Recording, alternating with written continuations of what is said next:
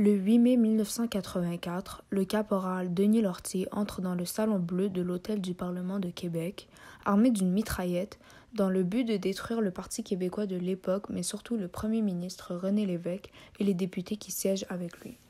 Denis Lortie, qui souffrait de schizophrénie paranoïde, aurait organisé son crime à la suite d'un délire psychotique. Il croyait agir selon la volonté de Dieu et disait suivre une lumière.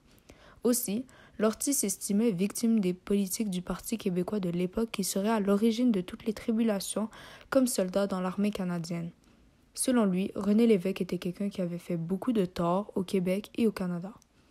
C'est alors qu'il prit la décision d'assassiner le premier ministre et tous les membres de son cabinet.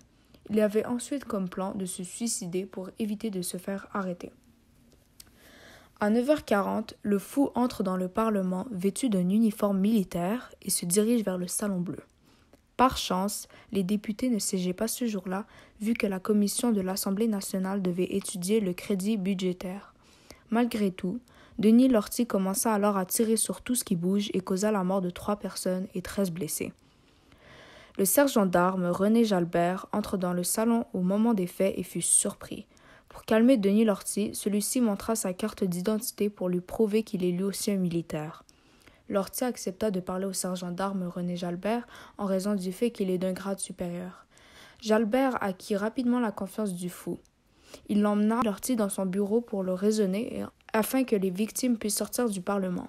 Plusieurs heures plus tard, celui-ci réussit à le convaincre de sortir en lui faisant croire que les autorités qui l'attendaient venaient saluer son courage. Dès qu'il se rend en dehors du Parlement, il se fait arrêter. À la suite des événements, Denis Lortie subit 2 procès. Au final, il fut condamné à la prison à perpétuité, mais avec possibilité de libération après 10 ans. Une plaque en mémoire des victimes a été installée dans l'Assemblée nationale pour commémorer le 30e anniversaire de la fusillade. Cet événement restera marqué dans la mémoire des témoins. Une leçon a été apprise. On ne considérera plus jamais la sécurité à la légère comme on le faisait à une certaine époque. On ne peut maintenant plus entrer dans le Parlement comme on le pouvait auparavant. Le côté positif de l'histoire est que celle-ci a été mise en profit. Des gens consacrent leur vie à la gestion de crise en écrivant des livres, en faisant des conférences et en aidant des entreprises à prévenir ce genre de situation. Pour le cas de Denis Lortie, il vivra à jamais dans le regret et dans la recherche à des réponses.